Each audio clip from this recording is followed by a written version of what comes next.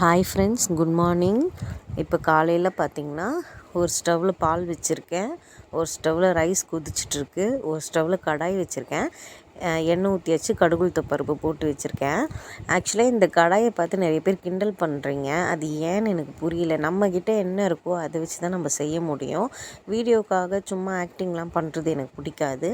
என்கிட்ட என்ன இருக்கோ நான் அதை வச்சு தான் செய்ய முடியும்.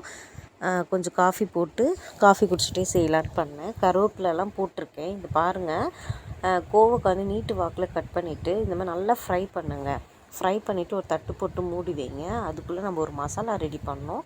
அது ஒன்றும் இல்லை, வேர்க்கடலை, காஞ்ச மிளகா, எள்ளு வந்து உங்களுக்கு தேவைன்னா போட்டுக்கலாம், தேவையில்லைன்னா விட்டுருங்க. கொரகொரப்பாக அரைச்சிக்கணும். கொரகொரப்பாக அரைச்சிட்டிங்கன்னா அதை அப்படியே ரெடியாக வைங்க. இப்போ அதுக்குள்ளே நல்லா பார்த்திங்கன்னா இந்த காம்பை நான் எடுத்துட்டேன். அப்புறமா நீங்கள் அது நினைக்காதீங்க காம்போடு போட்டுட்டேன்னு சொல்லிட்டு.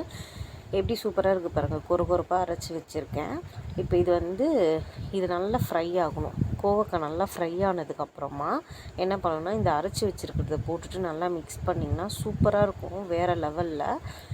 என் பையனுக்கு நான் இன்றைக்கி தயிர் சாதமும் இந்த கோவக்காய் இது தான் கொடுத்துருக்கேன். நான் ஃபஸ்ட்டு மிளகா பொடியெல்லாம் போட்டு செய்வேன், அது அவனுக்கு பிடிக்கல. இப்போ வேர்க்கடலைலாம் போட அவன் பிடிச்சி நல்லா சாப்பிட்றான். அது ஒரு பக்கம் ரெடி பண்ணிகிட்டே இருக்கும் போதே சரி மாதுளம் கொஞ்சம் இருந்தது, உரித்து ரெடி பண்ணிட்டேன். ஏன்னா மாதுளை ஜூஸ் கொடுக்கணும், ஹஸ்பண்டுக்கு கொடுத்து அனுப்புவேன். என் பையனுக்கு நான் ஈவினிங்கில் தான் ஜூஸ் எடுத்துகிட்டு போவேன். 3 o'clock ஸ்கூல் விட்டுவாங்க, அப்போ தான் நான் ஜூஸ் எடுத்துகிட்டு போவேன் என் பையனுக்கு. ஏன்னா மார்னிங் கொடுத்து அனுப்பிச்சிட்டு இருந்தேன், அவன் குடிக்காமல் எடுத்துகிட்டு வந்திருந்தான். அதனால் 3 o'clock போகும்போது